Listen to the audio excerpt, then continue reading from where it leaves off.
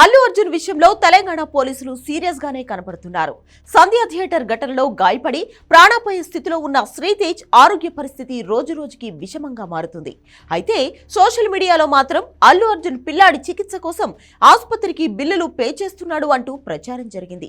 అల్లు అర్జున్ కూడా ఏం కావాలన్నా సరే ఆ పిల్లాడి కోసం చేస్తానంటూ ఒక ప్రకటన కూడా చేశాడు. అయితే తాజాగా తెలంగాణ పోలీసులు చేసిన ప్రకటనలు మాత్రం అల్లు అర్జున్ అబద్ధాలు చెప్తున్నాడని జనాలకు ఓ క్లారిటీ వచ్చింది. ఆ పిల్లాడి వైద్య ఖర్చులు మొత్తం రాష్ట్ర ప్రభుత్వమే భరిస్తోందంటూ పోలీసులు ప్రకటన చేశారు.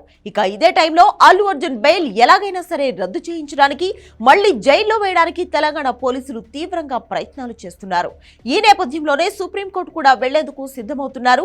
ఇక సంధ్య థియేటర్ యాజమాన్యానికి కూడా ఇప్పటికే పోలీసులు షోకాజ్ నోటీసులు జారీ చేశారు. తాము ముందే హెచ్చరించిన సంధ్య థియేటర్ యాజమాన్యం మాత్రం లెక్క చేయలేదు అంటూ పోలీసులు తమ నోటీసుల్లో పేర్కొన్నారు.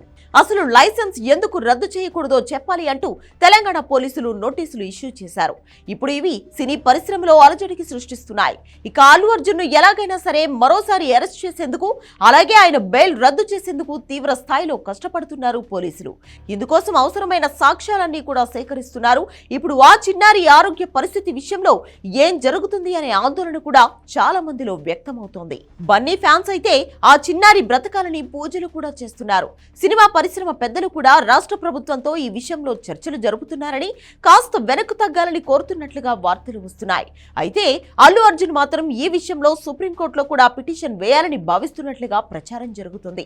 తన క్వాష్ పిటిషన్ హైకోర్టులో విచారణ జరిగిన నేపథ్యంలో ఇక సుప్రీంకోర్టులో కూడా ఈ అంశంపై పిటిషన్ వేసేందుకు అల్లు అర్జున్ రెడీ అవుతున్నాడు.